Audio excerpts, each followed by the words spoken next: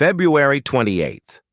2026 may become one of those dates historians revisit decades later, not because of how many missiles were launched, but because of what kind of target was chosen.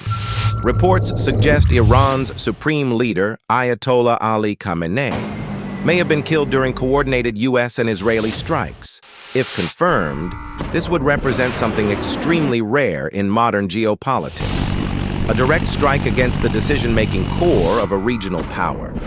But singular events rarely explain structural shifts. The real danger begins after the strike.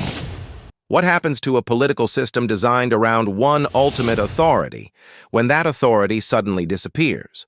This is not a victory lap. This is not a eulogy. This is an attempt to understand what comes next. Today, we are not analyzing headlines or wartime narratives. Instead, we will examine this moment through three analytical layers.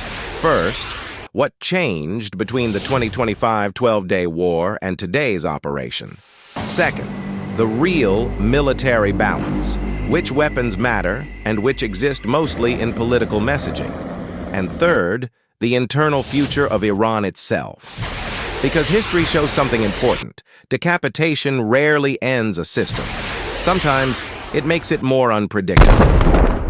In June 2025, during the 12-day war, strikes focused primarily on nuclear infrastructure. Fordow, Natanz, and Isfahan. The objective was containment. U.S. assessments suggested the attacks delayed Iran's nuclear program, but one critical element survived. Command structure. Iran's leadership endured. Survival itself became a political victory narrative.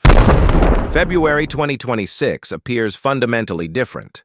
Targeting patterns now suggest a shift away from facilities, toward decision-making nodes. Individuals rather than infrastructure.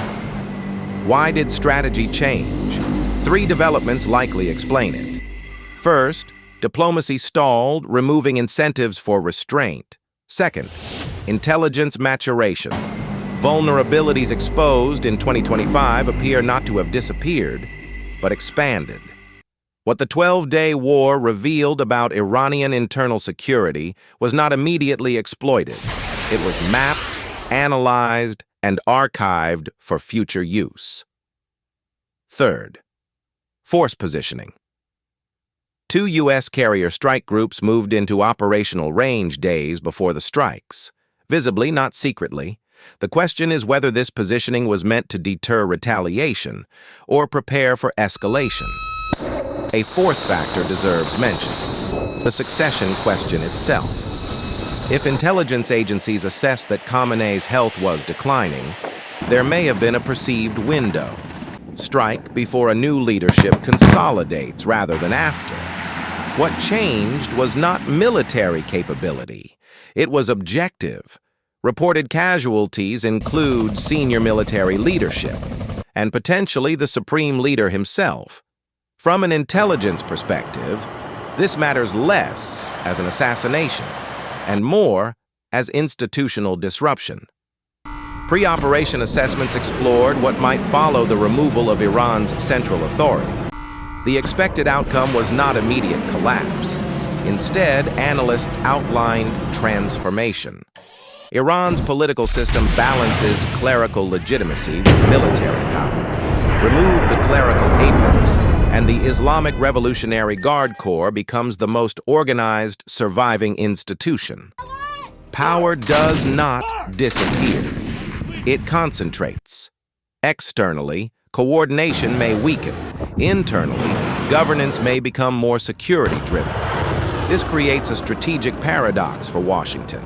A more militarized Iran may be harder to deter through traditional coercive diplomacy, because military institutions are designed to absorb and respond to threats, not negotiate around them.